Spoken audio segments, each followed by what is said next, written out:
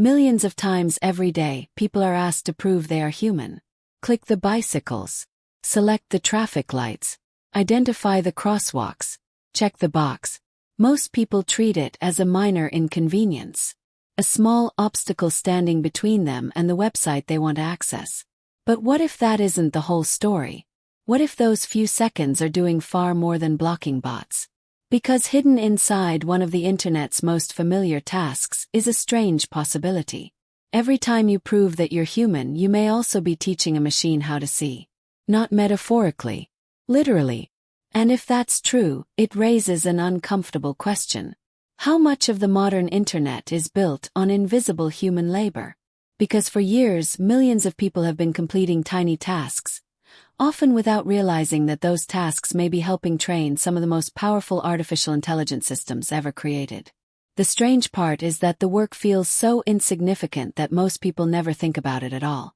Yet when billions of these tiny interactions are combined, they become something enormous.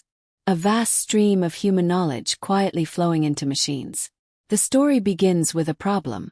Computers are incredibly fast.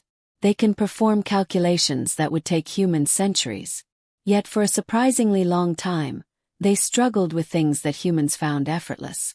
Recognizing distorted text. Identifying objects in photographs. Understanding visual scenes. A child can instantly recognize a bicycle. For a machine, that task was once extraordinarily difficult. This challenge gave rise to one of the internet's most famous security tools. CAPTCHA. Its purpose seemed simple. Separate humans from automated programs. The logic was straightforward. If humans could solve a task that computers could not, websites could use that task as proof of humanity. For years, distorted text served this purpose. Users typed letters and numbers hidden behind warped lines and visual noise. Humans succeeded. Bots failed. At least for a while. Then something unexpected happened. Computers improved. Machine learning systems became better at reading distorted text. The very challenge designed to stop machines was becoming easier for machines to solve. And that created a new problem. How do you distinguish humans from increasingly capable AI? The answer led researchers in a fascinating direction. Instead of creating tasks computers could not solve, why not use human answers to help computers learn? At first glance, this sounds backwards. The security test remains. But now every solution also becomes data. And data is the fuel that modern AI depends upon. Here's where it gets interesting. Machine learning systems learn through examples. Lots of examples.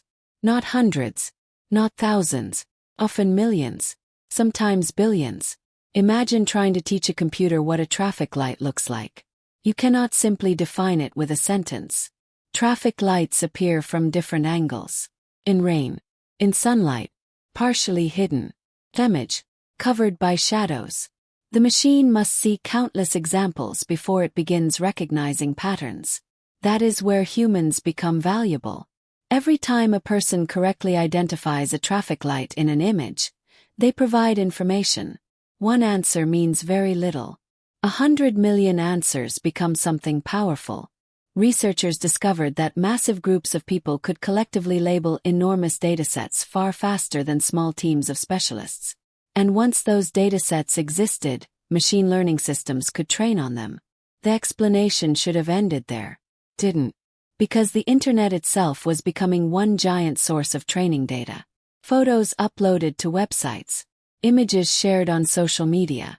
Videos. Comments. Click. Searches. Each interaction generated information about how humans perceive the world. AI systems thrive on patterns.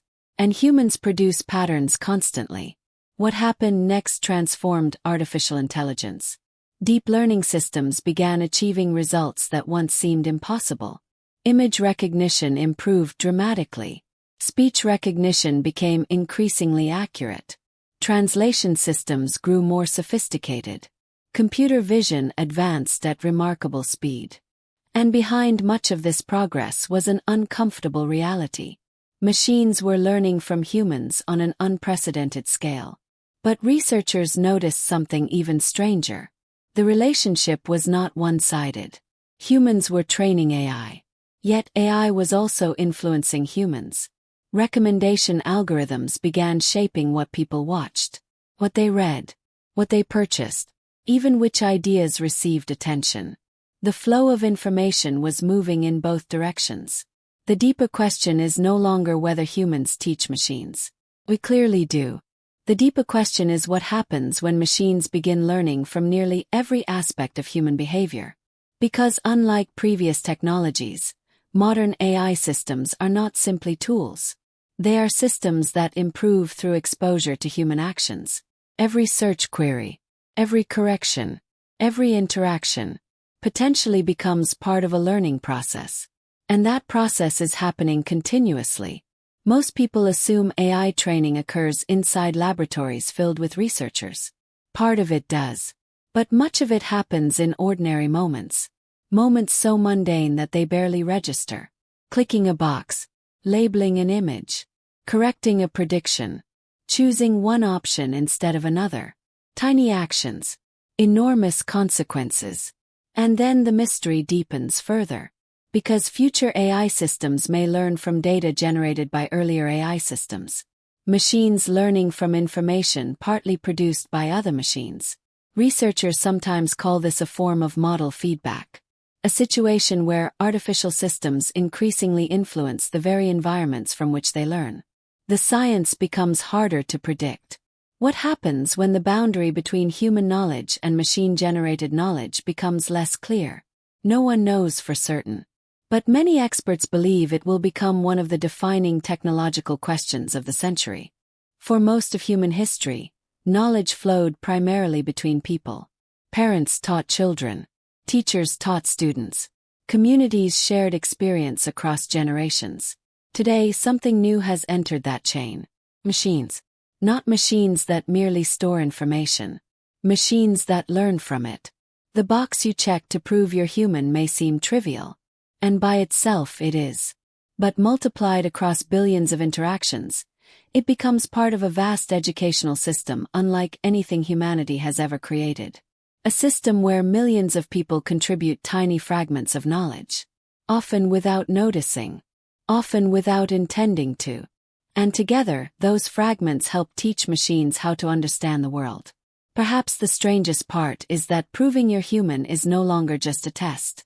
May also be a lesson delivered to an intelligence that is watching, learning, and improving one click at a time. Thanks for watching. If you enjoyed this, subscribe for more. See you in the next one.